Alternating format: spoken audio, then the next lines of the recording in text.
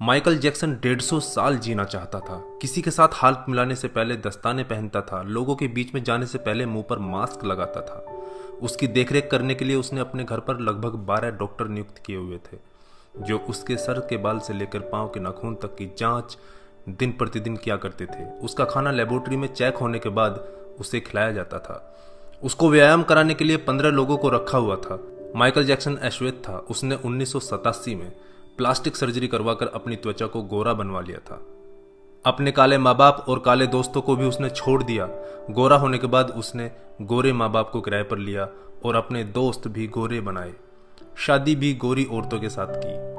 नवंबर 15 को माइकल ने अपनी नर्स डेबी रो से विवाह किया, जिसने प्रिंस माइकल जैक्सन जूनियर और पेरिस माइकल कैथरीन को जन्म दिया। वो 150 साल तक जीने के लक्ष्य को लेकर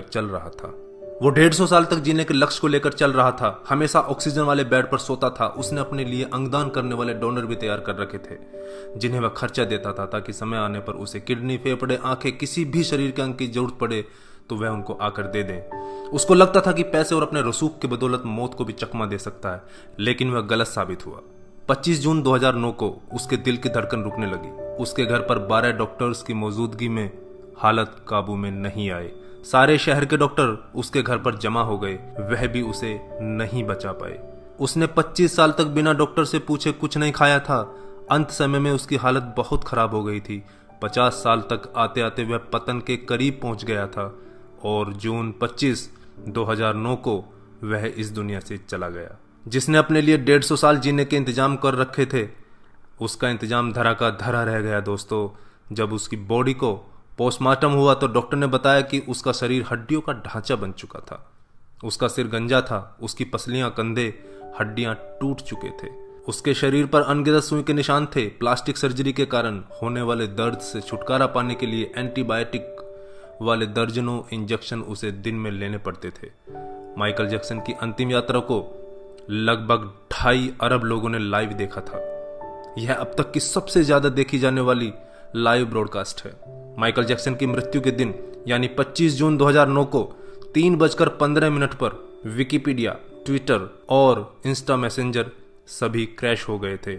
उसकी मौत की खबर का पता चलते ही गूगल पर 8 लाख लोगों ने माइकल जैक्सन को सर्च किया। ज्यादा सर्च होने के कारण गूगल पर सबसे बड़ा ट्रैफिक जाम हुआ था और गूगल क्रैश हो गया था। 2.5 घंटे तक गूगल काम नहीं कर पाया था। मौत को चकमा देने की सोच रखने वाले हमेशा मौत से चकमा खा जाते हैं दोस्तों। कुल मिलाकर सार यही है कि बनावटी दुनिया के बनावटी लोग कुदरती मौत की बजाय बनावटी मौत ही मरते हैं। क्यों करते हो गुरूर अपने 4 दिन के ठाठ पर? मुट्ठी भी खाली रहेगी जब पहुंचोगे घाट पर। क्या हम builders, interior designers, caterers, decorators के लिए कमा रहे हैं दोस्तों? हम बड़े बड़े कीमती मकानों और बेहद खर्चीली शादियों से किसे इंप्रेस करना चाहते हैं? क्या आपको याद है कि 2 दिन पहले किसी की शादी में आपने क्या खाया था? जीवन के प्रारंभिक वर्षों में क्यों हम पशुओं की तरह काम करते रहते हैं और काम में जुटे रहते हैं? कितनी पीढ़ियों के खान पान और लालन पालन की व्यवस्था हम करना चाहते हैं? हम में से अधिकांश लोगों के 2 बच्चे हैं, बहुत का तो सिर्फ एक ही बच्चा है। हमारी जरूरत कितनी है और हम कितना पाना चाहते हैं, इसके बारे में जरा सोचिए। क्या हमारी अगली पीढ़ी कमाने में सक्षम नहीं है जो हम उनके लिए ज्यादा से ज्यादा सेविंग कर देना चाहते हैं? क्या हम सप्ताह में 1.5 दिन अपने मित्रों, अपने परिवार और अपने लिए स्पेयर नहीं कर सकते? क्या आप अपनी मासिक आय का 5% अपने आनंद के लिए, अपनी खुशी के लिए खर्च करते हैं? सामान्यतः जवाब नहीं में ही होता है। हम कमाने के साथ साथ आनंद भी क्यों नहीं प्राप्त कर सकते दोस्तों? इससे पहले कि आप स्लिप डिस्क का शिकार हो जाएं, इससे पहले कि कोलेस्ट्रॉल आपके हार्ट को ब्लॉक कर दे, आनंद प्राप्ति के लिए समय निकालिए मेरे दोस्तों। हम किसी प्रॉपर्टी के मालिक नहीं होते, सिर्फ कुछ कागजातों, कुछ दस्तावेजों पर अस्थायी रूप से हमारा नाम लिखा होता है। अगर भगवान ऊपर है तो वो हमें देखकर हंसता होगा। वो सोचता होगा कि हम कैसी कैसी बातें करते हैं जब हम कहते हैं कि मैं इस जमीन के टुकड़े का मालिक हूं। किसी के भी बारे में उसके शानदार कपड़े और बढ़िया कार देखकर राय कायम मत कीजिए। हमारे महान गणित और विज्ञान के शिक्षक स्कूटर पर ही आया जाया करते थे।